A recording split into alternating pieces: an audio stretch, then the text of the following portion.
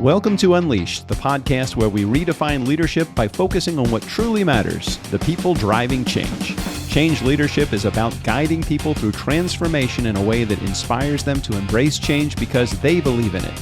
Whether you're a leader looking to foster a culture of growth or someone eager to break through barriers in life and business, this podcast is for you. Now our host, Wendi. Welcome to the Unleashed podcast. I'm your host, Wendi.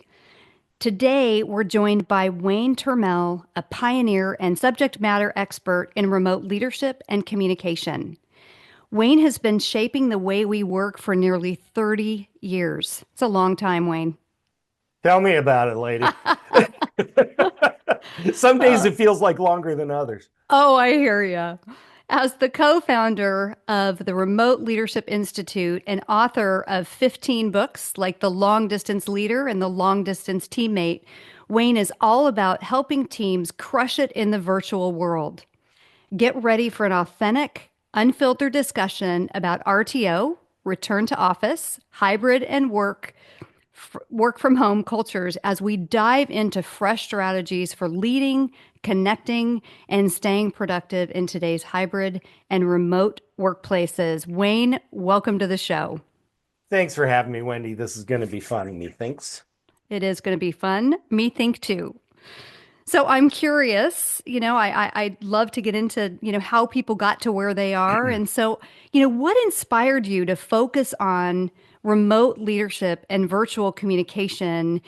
And Wayne, how have you seen these skills evolve over the last 18 years? Because boy, have we seen changes in this. Yeah, we have. I need to connect a couple of dots for this all to make sense.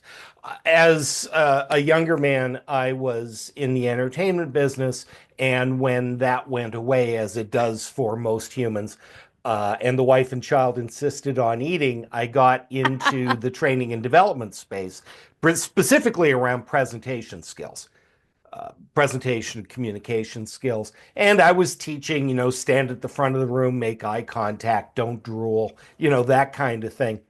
And I remember the moment very clearly that I was in a class and somebody said, this front of the room talking thing is great, but I only talk to real people like once a year. The rest of the time, I'm on this new thing called WebEx. And I was kind of intrigued and I went, what's a WebEx? And I realized very quickly that this was a technology that was going to become really important, but nobody was teaching people the presentation skills on how to use it correctly. Most people were like, here's your Microsoft Teams license, try not to hurt somebody. And so there are presentation skills. You make eye contact with the camera, not the little picture on the thing. In a remote environment, you organize your content differently. And so that became my focus starting in, 2007. So I've been standing on this street corner a very long time. And then in about 2014, Kevin Eikenberry, who I'd known for many years, was getting, he's an expert in traditional leadership kind of thinking. And he was getting a lot of questions about remote teams and virtual. And I was getting a lot of questions that were more traditional and team-based. And rather than invent two separate wheels, we decided to come together and merge our brain cells, and he bought my company, turning into Remote Leadership Institute. But I have been focused on this for a very long time. And, if you think back 2007, 2008, we've always had remote work. I mean, Genghis Khan ruled half the world and did not have a Slack account. Julius Caesar did great out in the field. It's when he went back to the office, things kind of went sideways. Perspective. It was a return to office strategy that didn't go very well. Right. And so we've always had it, but it was always done piecemeal and kind of doing the best we can with what we have. I mean, if you think about sales organizations had been remote for a really long time. There might be a headquarters somewhere, but there's a guy in Denver, right? Somebody somewhere else with a territory. And so remote work had been building up. I mean, it was always there with the telephone. When the internet came and all of a sudden we had email and instant messaging, it became easier to do. So the pressure had been building up, I think, for a very long time. And I remember at the beginning of 2020, we had 4 clients who said, yeah, we're working on a remote work policy because we think this is really important. And 2 months later, we got pushed across the Rubicon. And so it had been coming for a very long time. And there was a lot of people who were already doing it and figuring things out. And then kind of everybody else went. And it's important to remember, because I think as we go through the rest of this conversation, that we're talking about a percentage of the workforce. I mean, even at the height of COVID, 30% of people were working remotely full time, and others were kind of doing it. Is that Uh, all really 30%? yeah, it really is because people were like, oh, everybody's working remotely. No, just the people we hang with. It's a very specific part of the workforce that could Mm. do this. And so, and it's going to remain a very specific part of the workforce that can do this. Well, Uh, let's dig into that a little bit, Wayne, because as I was preparing for our conversation today, that's one of the mhm. things that really hit me is, I went back and I looked at the evolution a little bit of working from home. And, I thought back to my in my world in 1994, I started traveling and, had my own business and was going around the world. And I thought that the only kind of people that really worked remotely were the people like me that were working from home when they weren't on an airplane. And so, Right. you answered a little bit of that. It was people who were salespeople that, could make phone calls, and it wasn't the hospitality and the retail and the people who actually had to go to, a store or a hotel, or our pilots, or as I started thinking about that, though, I also started thinking about the internet and how, the evolution of working from home has the internet, obviously. In 1983, 40 years ago, was when the internet was invented, but really it didn't become public until 10 years later in about 1993. And so you look at, how did the internet in 1993 change those numbers? You're saying now it's about Well, 30%? I'll tell you exactly. I'll tell you exactly how it happened because my career is almost exactly as old as email. My Of course first it big is. boy job, my first big boy job after leaving show business was I was the training manager at a company with a dispersed workforce because we had independent contractors all over the West Coast and I managed them out of an office, but nobody else was in that office. And my first big project for the company was rolling out this new thing called email.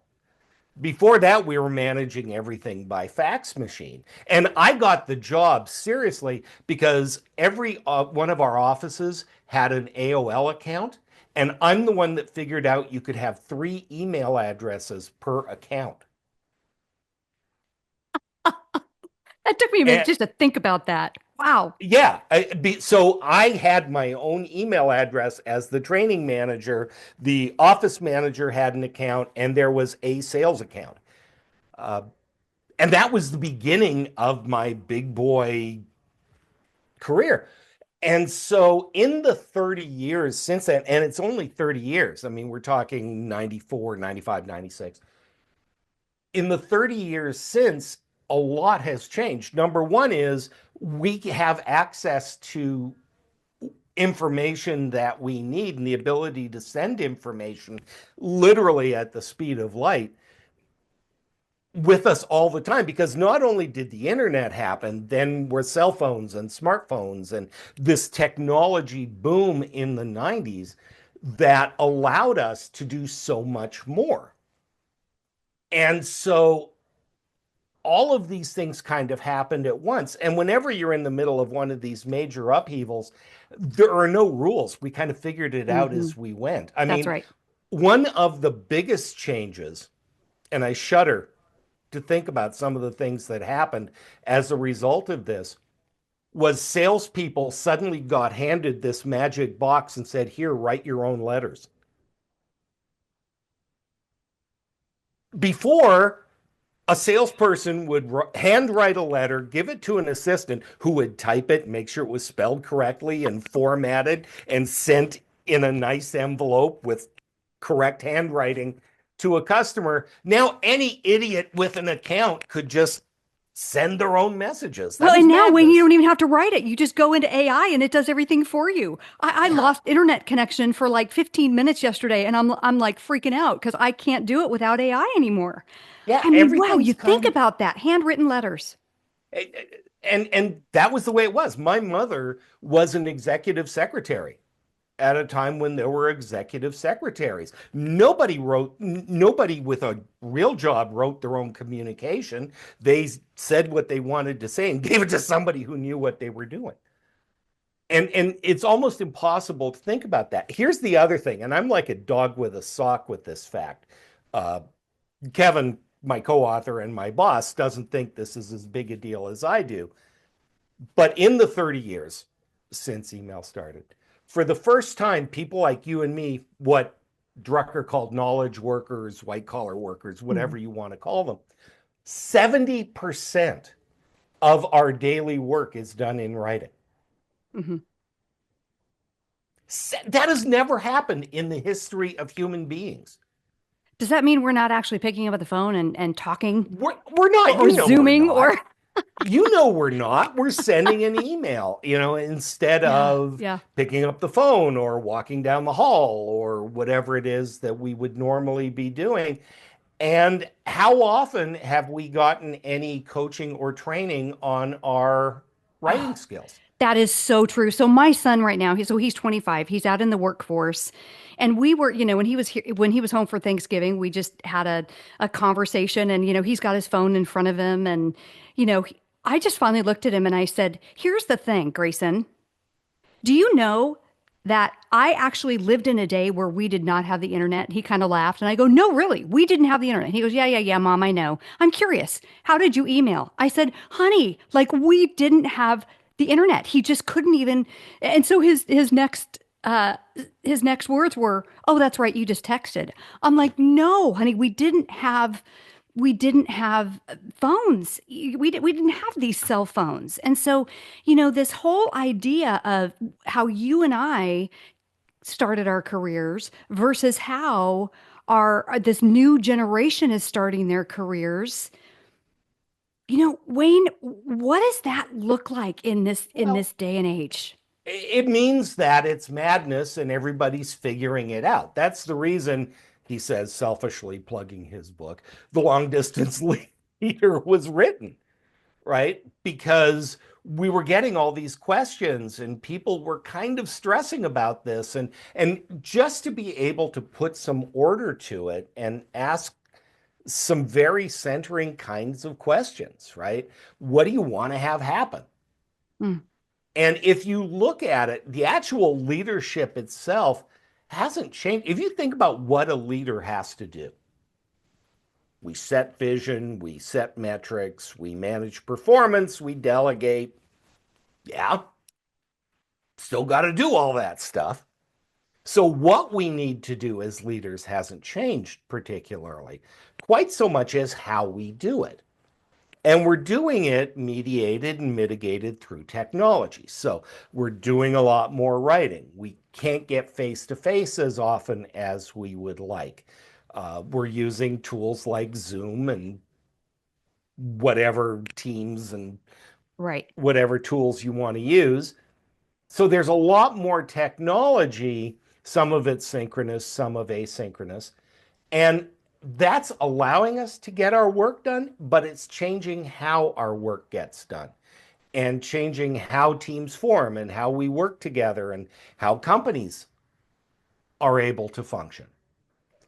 So Wayne, one And of one of the things I want to go to while you're there is, you've written a couple of books, 15 books, six of those novels. And two of the books, The Long Distance Leader and The Long Distance Teammate, where you emphasize staying connected. And that is, one of the roles of a leader is to develop trust and to connect teams and to align teams. Sure. Did you write those books before COVID? And what advice do these books give for maintaining engagement and building trust in this virtual environment? Okay, this is going to make us sound way smarter than we are. Oh, good. The Long Distance Leader was written in 2018, and it was based on the work that Kevin and I were already doing when we had put our brains together, Boy, talk about right? timing, Wayne. Oh Well, my goodness. yeah, I felt a little survivor guilt at the beginning of COVID. And then I realized I had been standing on that street corner a very long time, Right. waiting for that parade to come by. So Long Distance Leader came out in 2018. Of course, COVID happened March of 2020. March of 2020, Long Distance Teammate came out. So the book was already in the works before COVID. And then Long Distance Team came out just in time for, well, I guess COVID's over. I guess we're returning to work. So our timing has been really good. And some of it is pure dumb luck, but I think a lot of it was just listening to our customers and hearing what was going on with them. And so we were fortunate. Um, I had been focused on that space and the timing was good.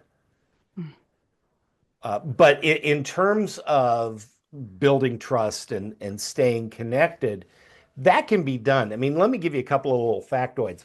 In the 80s, 90s, when the likes of you and me were coming up, 30% of long-term relationships began in the workplace. Don't tell HR, but you dated a coworker or somebody had a sister Mhm. or you met somebody at a Mm. work function and that's how you met people, right? Well, today, 30% of long-term relationships begin online. Now, it doesn't mean that you don't eventually get together and have to meet and form those connections, but you can develop the beginnings of a relationship and decide, I like this person or I don't like this person or I want to know more about this person. So it can be done. We know it can be done. It happens all the time. We've had people who work in other offices maybe that we talk to all the time. And when we finally meet them, it's like we've known them forever, Hmm. right? Because you talk all, so it can be done.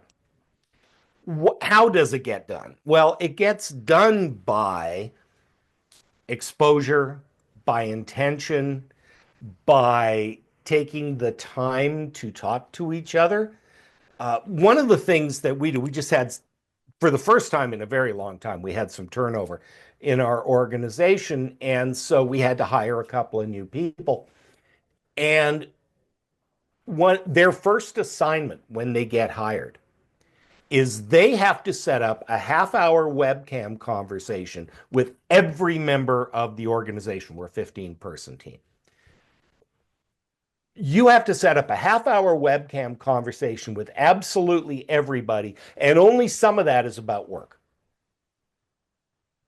So I might never deal with Lisa in accounts payable, but I have a half-hour conversation with Lisa where once you get past, so what do you do and what's it like to work for Kevin? Where do you live? Do you have kids? Where'd you go to school? What's Mm. going on? Hmm.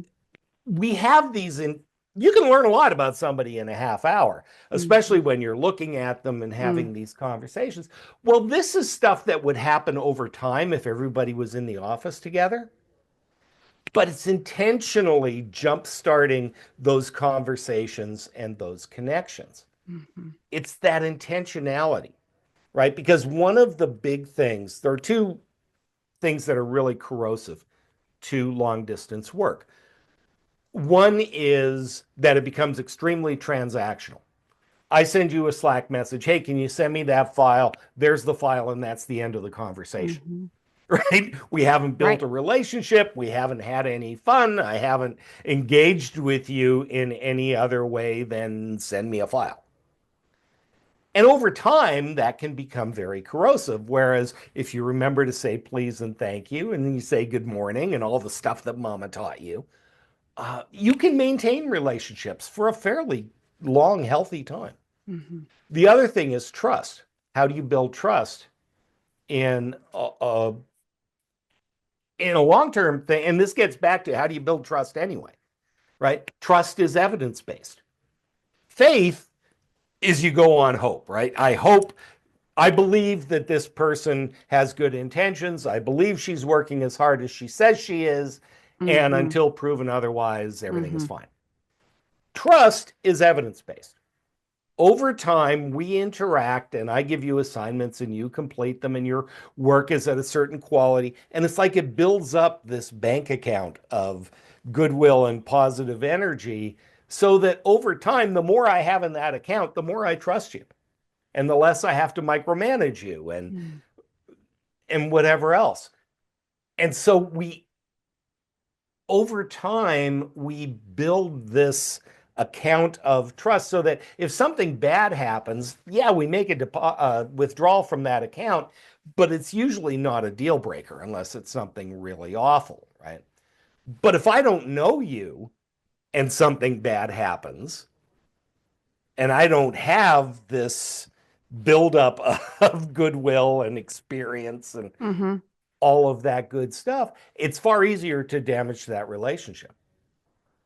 So Wayne, would you say, as I'm listening to you, some best practices if you're leading a remote environment would be, and I'm putting words in your mouth here as I'm picturing this though, turn your camera on. I mean, I have my next door neighbor that works from home exclusively, and she's a leader, she's a director, and I said, so what percentage of the time are your cameras on? She said, oh, I never require people to put their cameras on.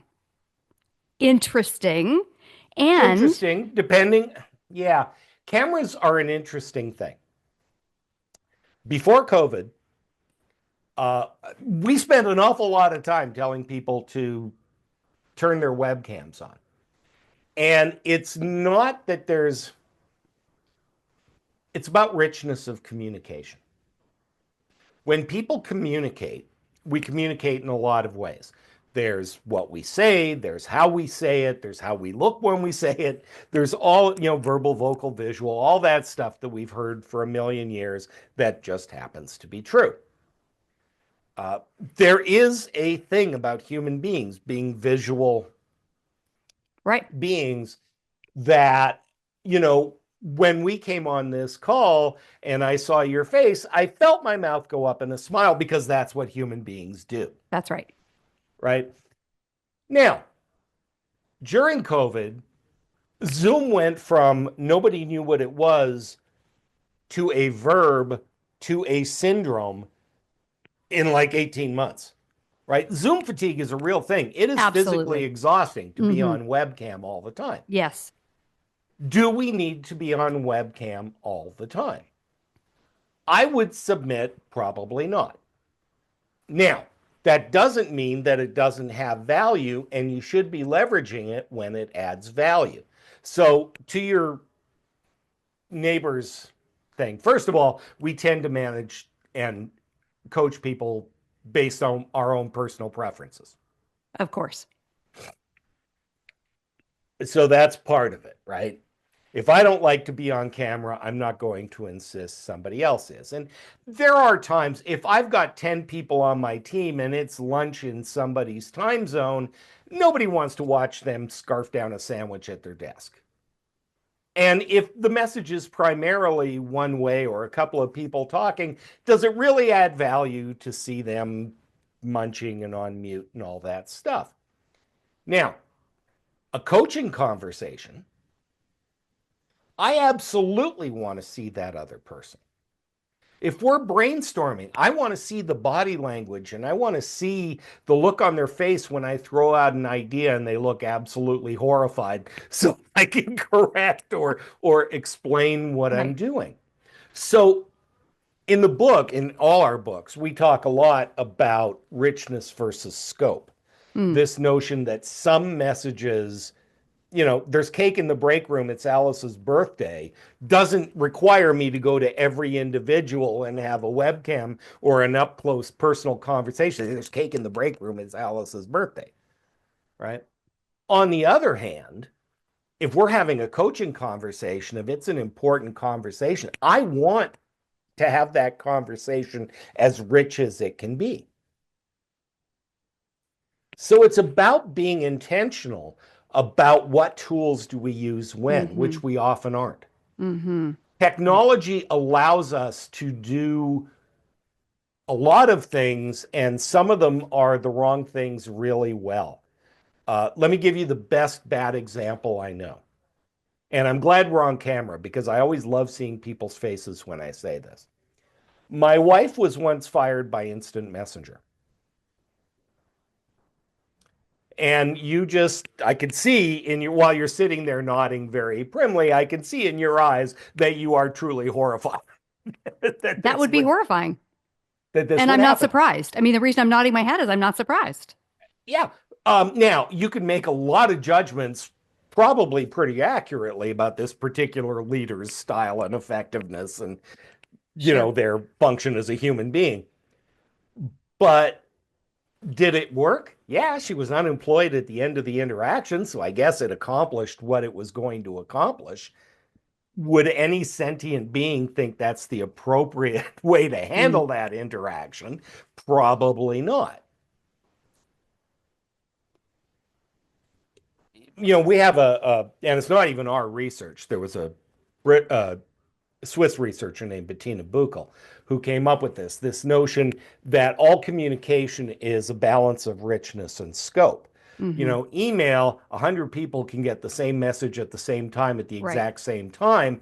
Great scope, really important. Couldn't do our jobs without it. But if you've ever spent 3 days apologizing for an email that it took 30 seconds to send, you know that it's not always the right tool. Right. And this is the thing. Good leaders and good teams and good teammates understand that using the right balance of richness and scope allows us to build relationships and function as a team and do good work.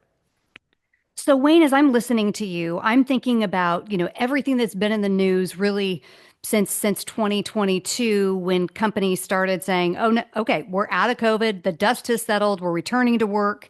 Amazon, Price Waterhouse, Starbucks, corporate, Goldman Sachs, Capital, all of the companies. And they started to initiate RTO, return to office mandates. And there's been so much pushback from employees. And one of the white papers that I read this week actually said that there are employees out there that are claiming that RTO goes against DEI because it's diversity of thought and you're not listening to me and I don't want to come back to the office and it's about flexibility and all of these things. And, part of me stands back and goes, okay, is it really that, or is it a bargaining chip? Because we know that 33% of the workforce never came back. What I'm hearing from you, Wayne, is it's much less about where we're working, whether it's remote, whether it's hybrid, whether it's complete back to the office. It's much less about where we're working, and it's much more about the leadership. That's what I'm hearing from you. Okay, so you triggered about 3 landmines in that sentence. That's where I want to go. Let's explore the landmines. Kind of very carefully, beep, beep, beep, beep, beep, work my way around. Kevin and I get looped in a lot with the remote work zealots. And while we advocate for remote work where it's appropriate, and if you're going to do remote work, we want you to do it well and not lose your mind. It's not always appropriate based on the business. Now, you mentioned 2 companies. You mentioned Amazon and you mentioned Starbucks. I wasn't surprised that Amazon did what they did. Amazon is a 20th century horse and buggy business. There's stuff in a warehouse. It has to get on a truck. It has to be delivered to a house. People need to be there to do that. You can automate some of those tasks, but that's an in-place, in-person, humans need to be there. So it was essentially the office staff and the admin and marketing and departments like that, which is a very small part of Amazon, that was impacted. Well, they said 15% of people are going to quit over this. Well, they were planning to reduce headcount 15%. So some of it is self-selecting, Interesting. Hmm. right? Amazon, unless Starbucks makes me laugh because they have a new CEO who lives in Laguna Beach, while the headquarters is in Seattle, and he refuses to move to Seattle, but he's telling everybody else they have to be in the office 24/7. Huh. That perhaps is a different conversation. Again, a leadership conversation. It's a Interesting. leadership Hmm. conversation. So there are legitimate challenges with this. Now, you said something else too, third landmine over here, uh, that the people are complaining. Well, gee, workers have never complained in the history of the workplace. Nobody has ever complained about their working conditions or their boss or whatever. So we're stunned that this is happening. No, we're not stunned that this is happening. I mean, think about it. They didn't ask to work from home during COVID. They were told to work from home. They made it work. They rearranged their lives. They Hmm. rearranged their schedules. By the way, the average commuter saved about $5,000 a year during COVID. So they essentially got a raise. And productivity didn't go down. So I did the job you paid me for. I actually got a little raise. I got some work life balance. And now you're telling me, and the job got done. And now you're telling me none of that matters because you want me back in the office. Yeah, there's some hard feelings there. Hmm. I have a client here in Las Vegas who not only told people to move, but during COVID, they built a new headquarters 20 minutes south of where they were. So now people have to come back, and most of them have a longer commute. Well, yeah. The challenge is that if we think about return to office strategy, they use the word hybrid, and it's not the right word in most cases. Because what they've done, if you say you're in the office 3 days a week and you can work the other two, that is usually not a strategy. It's a hostage negotiation. And it's, how much can we make them come back to the office before they quit? How much can we whine about going into the office before they fire us? Great, we'll settle on 3 days a week. You can stay home and work a couple of days a week, but we get you in the office where we want you the rest of the time. And that's a compromise, and it kind of sort of works, kind of sort of. But unless you do it strategically, it doesn't really work. And I'll give you an example. I have to go into the office 3 days a week, and I can't get anything done. People are stopping by my desk. It's noisy. I'm getting dragged into conversations all the time. I can't get any work done. But on the days I work from home, I'm on Zoom calls from morning till night, and I still can't get anything done. Well, yeah, because you're not being strategic about what gets done where. True hybrid work is not just what work happens where. True hybrid work is a little more complex because it involves what work gets done where and when. And why, I would think. Well, Like why purposeful. is the question that starts everything, right? Look at your work. If you look at your workflow, if you look at your outputs, if you look at who touches what, where, when, some of that work absolutely probably has to be done in person. Some of it can be done asynchronously. That's the work that probably could be done remotely or in a more flexible fashion than we're doing now. It's about being intentional about what work gets done where and how. Okay, that makes perfect sense. So then it becomes a hybrid strategy. And the problem for most businesses is that we can point to Amazon and say, well, Amazon brought everybody back to the office and they're doing, well, your business probably isn't Amazon. Mm-hmm. But we've got an office and nobody's ever in it, and we're paying for office space that we're not using. And this is another problem with hybrid work. We've got all this office space, so we're going to reduce the amount of time people are coming into the office. But Tuesday and Wednesday, we still have everybody in the office, and so we need all that space. Well, that's not working out the way you planned, was it? Yeah. Yeah. So there's a lot of thing, and there's a lot of change. Now, I sound like I'm putting the onus for all of this on the leaders and on the companies. And yeah, that's a lot of it. But it's not all of it, because the employees, usually when they make the argument for remote work, it's, I want flexibility. I want time with my family. I don't want to do the commute. Okay, why does your boss care about that?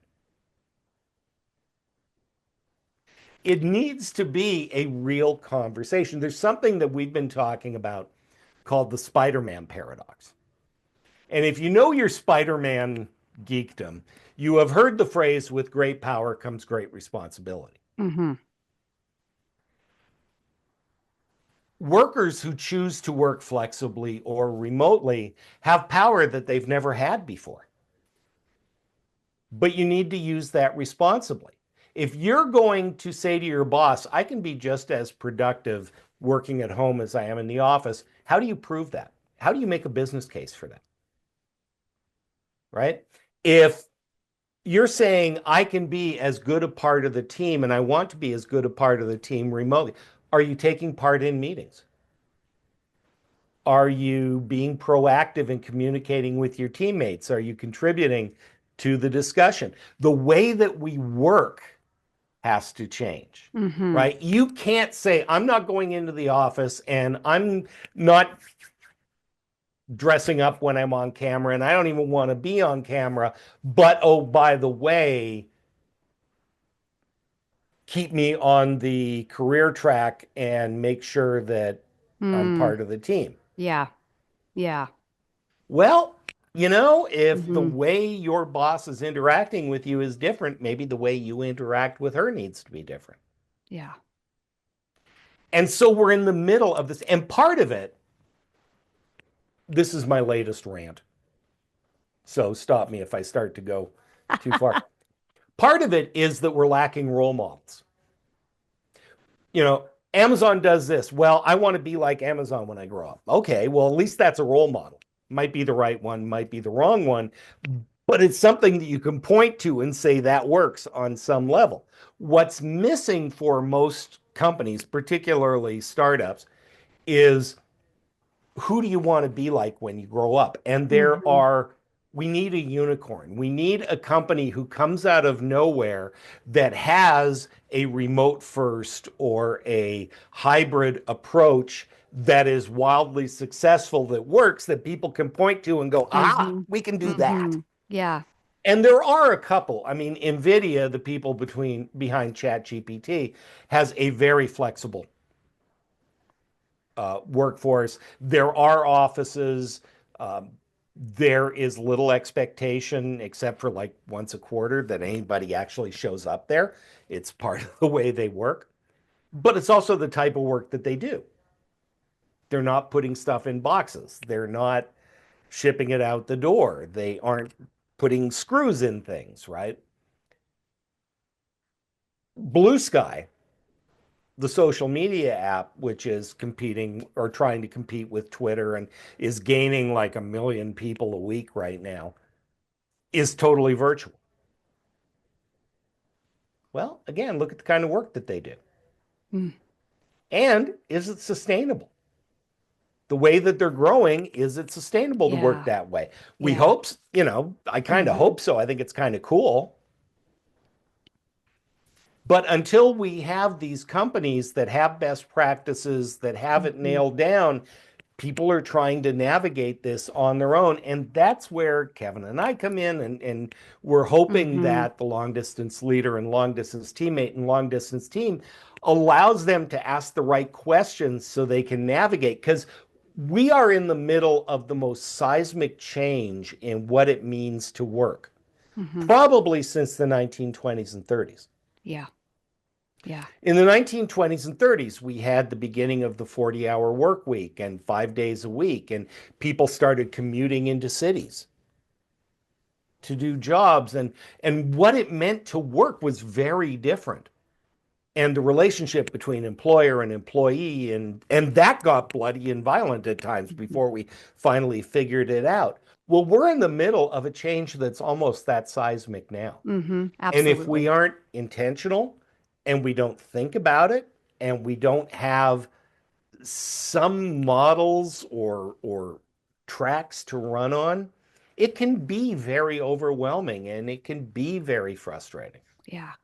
Well, and I love what even, and I'm going to go back to COVID for a moment. I love what COVID did in the industry because, I always say with controversy comes innovation. Like we don't even know what's possible until, we're against the wall and we've got to do something different. I had a very large project that I had closed that I was going into in Canada with one of the wireless Mhm. dealers across Canada. We had done a pilot, we were going into a rollout and you know, COVID happened. I was supposed to start March of 2020 and the borders got closed. And I'm like, I was going to live in Canada. And my executive sponsor said, Wendy, here's the deal. If you don't figure out how to do this virtually, you are going to lose this deal. And so I got a Yep. team of people together, and I will tell you, in March of 2020, we started this project virtually, and we did 152 virtual sessions in 4 months. Yeah. 152 5-hour virtual sessions. And Wayne, I'm telling you, we did fun things like, we did virtual bingo where, we would purposely plant a cat walking across your computer and somebody would get bingo and we would have somebody walking behind you, going, a Yep. doorbell ringing, all a dog barking, how many times could we hear YOM, which was you're on mute, right? I Yep. mean, so it's so interesting how, these times of change have created this innovation. And what I hear you saying is we cannot paint all these businesses with the same brush because it requires strategy, it requires purposeful intention. And so these 32% of Fortune 100 companies that are going, hey, we're revoking our work from home policies. What I hear you saying, Wayne, is hold on a minute. Why are you doing that? Which starts everything. Yeah. And then where does it fit to have a work from home and where does it not? Be intentional about that. Yeah, I mean, it's funny because for every problem you solve, there's another problem happens, right? We've decided you need to be in the office 3 days a week, and we want to hire world-class talent. Well, what Mm. you've really said is we want to hire world-class talent that lives within 20 minutes of the office, which means there's a lot of world-class talent out there that you're not availing yourself of because you insist they come into the office. If that's important enough to you, great. But if hiring the absolute best people is really your priority, then this is going to uh, be a constraint. Yeah. Well, and Wayne, I'm going to challenge you on that based on something you said a little bit earlier. So if you want to be part of a great company and we want to hire great talent, there's going to require some give and take. Well, and again, see previous statement, everybody's still figuring this out. Yeah. So, for example, um, right now, about 8 to 10% of jobs on LinkedIn are listed as fully remote. A bunch of them are listed as partially remote or flexibility, and that's a much larger group. But when people are applying, what they're finding out is flexible means you need to be in the office 3 days a week. Well, that's still going to constrain you to this. Over time, are people able to hire the people they want and the talent they want? If they can find the people they want and the talent they want that fit that 20 minutes from the office constraint, then that's what's going to happen.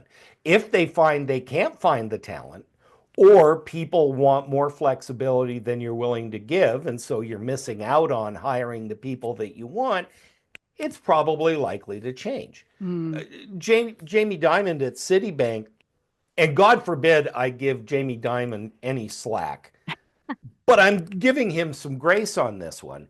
He said, "We want you back in the office. If you don't come back into the office, we're not going to fire you, but you're on the job track. You're not on the career track. If you want to Mm-hmm. be on a career track, get your tail into the office." Mm-hmm. And part of that is because for 200 years, the financial services industry worked on a model that you can't argue with its success. Mm-hmm.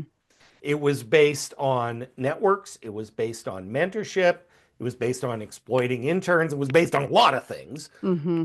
But ultimately, the way Jamie Dimon became CEO was a way that you became CEO for 200 years. If your job is to grow talent, and that's the only way you know that talent grows, and that's the only way you know to develop the people that you need, Right. you're going to default to that. Of course you are. Yes, you are. And until somebody creates a bank that doesn't follow that particular model, that's going to be the model in that Mm. industry. Yeah. So Wayne, one of the if as I was doing research on this and just it was so interesting. What I came up with, and I don't know if you would agree, the reasons that leaders, the top three reasons that leaders are saying we're going to abolish the work from home practices Right. is number one, lack of connection, number two, lack of productivity, and number three, I don't know what you're doing. Like, that, and maybe that comes back to trust that, are you really getting your work done? Is it really, are we getting, and maybe that's part of trust and productivity. What would you say the top three reasons are? And are those myths in Well, today's world? I think And those three are probably the right ones in terms of leadership. I mean, the fourth is we're paying all this money and we've got these huge buildings that we're paying for and nobody's in them. fair. And as the CEO, I show up and I'm staring out at an empty cube farm every day, and that freaks me out. Hmm. So that's part of it. You look at those three things, and I can't remember what order you gave them in. So one of them was productivity. Well, at the beginning of COVID, productivity did not go down. As a matter of fact, in many cases, it went up. Employee engagement scores for the first 6 months of COVID went through the roof. Really? And now, why did that happen? Because human beings are human beings. There's a crisis. We need to pull together. I Hmm. want to support my coworkers. I want to support my boss. I want to know that I'm going to have a job in 6 months. Lo and behold, when you're motivated like that, you put in the extra effort and you actually care. So The fair. big problem was not people not working. The big problem at the beginning of COVID was they wouldn't stop. People were burning out. They were constantly connected. They were Mm. answering emails at 6 in the morning and still answering them at 10 o'clock at night. They were, glued to their devices. A lot of CEOs got fooled during COVID because they were convinced everything was going to fall off the rails, and it didn't. And they found there were a lot of jobs that they thought could only be done in the office that got done very well. There were other jobs they found out, no, this really needs to be an in-house thing. Okay, but a lot of assumptions that people made weren't right. So productivity started to fall off. When did productivity start to fall off? When people weren't measured, when they didn't know what they were supposed to be doing, when leaders weren't doing their jobs, productivity starts to fall off. Okay, good. That's now is a leadership and a metrics and a structure problem that we can address that. Let's see. What else did you say was part of it? I can't see my people. Productivity, trust, and connection. Productivity, trust, and connection. Well, in terms of trust, you know, too many organizations measure activity versus output. So, for example, we want you logged on at 9 in the morning, and we want to see that you're logged on until 4:30 or 5 o'clock at night. It's the equivalent of we're watching who shows up for work on time and who doesn't. So Alice shows up and she's at her desk by 9 every morning and she doesn't leave until 5. So clearly, Alice is a good employee and works hard. You don't know that. We all Mm-hmm. know people who sat in their desk for 8 hours and accomplished absolutely nothing. Mm-hmm.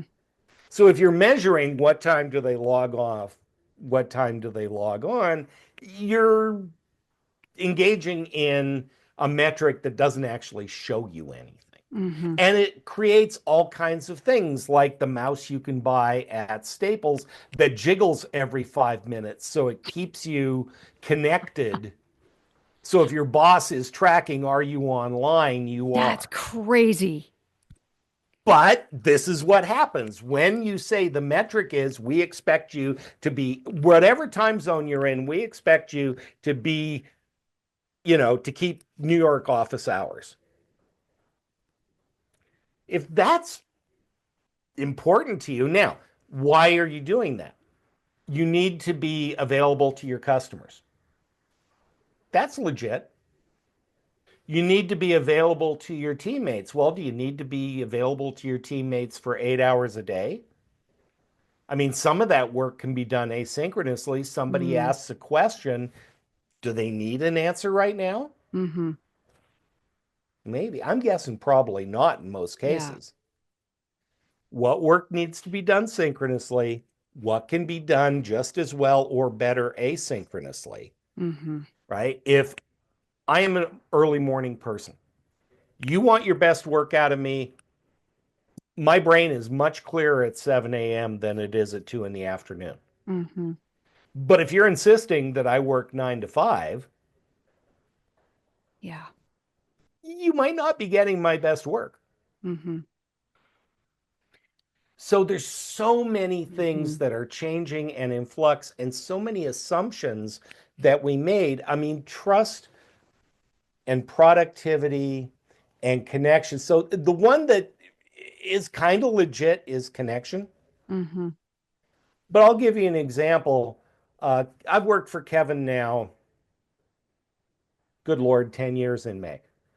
Um, we have written 3 books, 3.5, because the new edition of Long Distance Leader has been updated, uh, and run a business. And I don't think we've ever been in the same room more than 4 times a year, and lately less than that.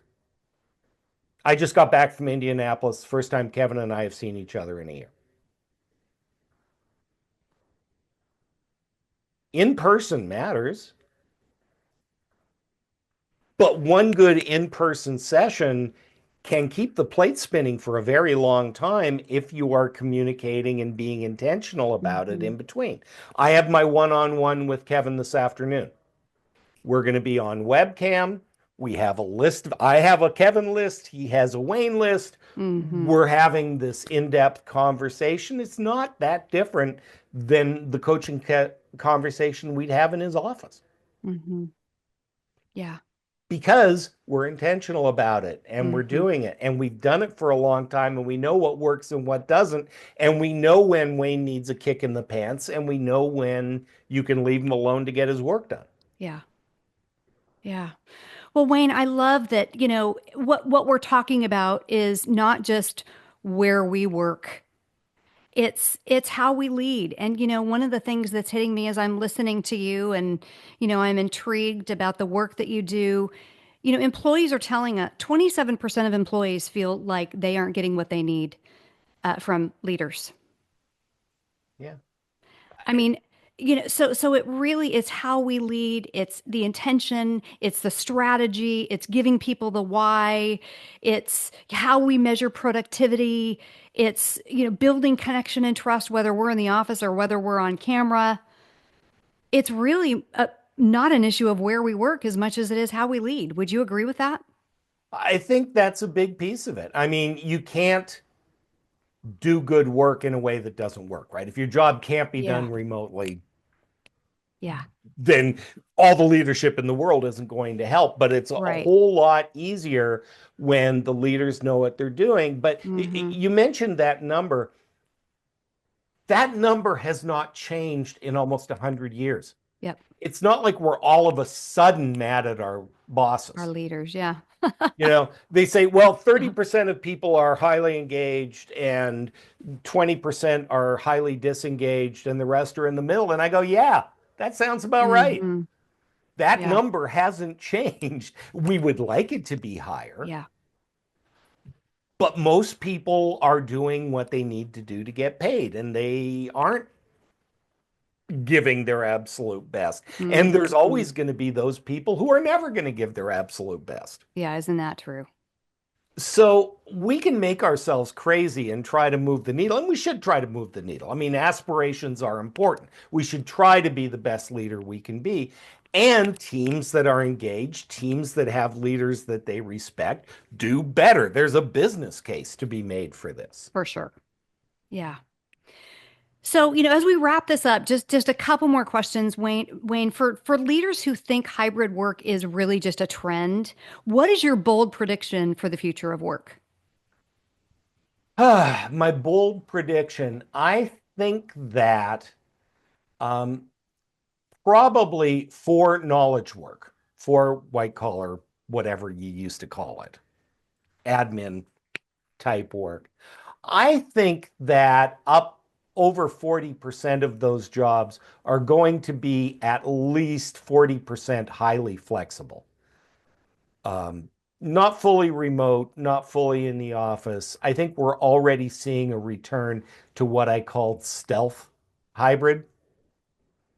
I remember walking through a client's office and she said, well, we're an in-office team. I love you, Wayne. I love what you do, but our people aren't remote. And half the desks were empty.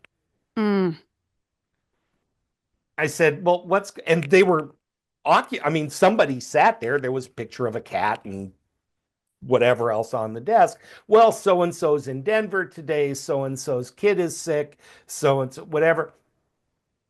Well, they're working remotely. You might say everybody is your office first, your office primary.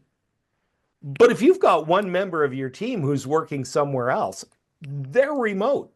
And mm, you'd better know how to make that function hmm. for your team, for the employer and employee, and for yourself. Yeah.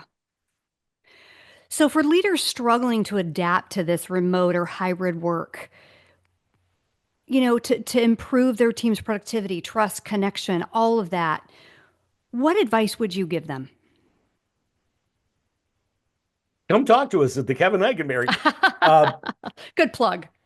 well, what do you want me to say? I mean, as charming as you are, there's a reason I'm here, right?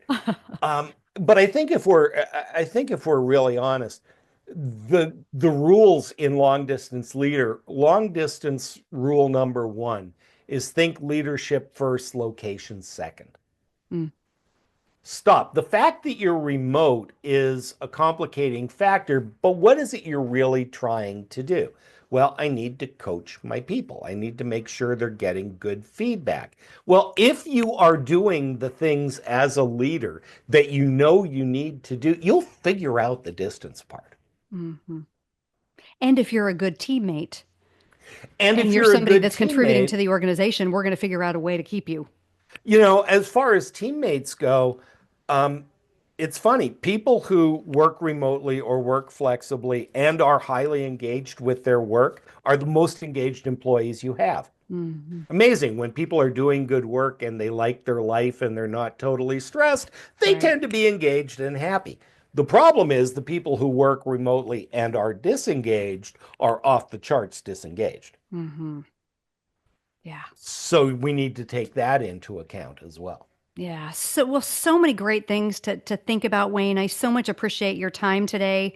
We could talk about this for another 2 hours and maybe another podcast. So I just want to thank you so much today, and we will definitely put your information and your books, a reference to your books in the show notes. Before we close, though, what's the best way for people to get in touch with you, Wayne? Yeah, the easiest thing, if they want to get in touch with me personally, I'm happy LinkedIn. just Wayne Turmel. You will find me. I don't hide very well. KevinEikenberry.com is the easiest way to reach me. And the Long Distance Work Life podcast, longdistanceworklife.com, will go to the podcast and resources around the books and all kinds of things. So Excellent. Those three things are great ways to reach out. And I hope to hear from folks. All right. Very good. Well, Wayne, thank you again for your time.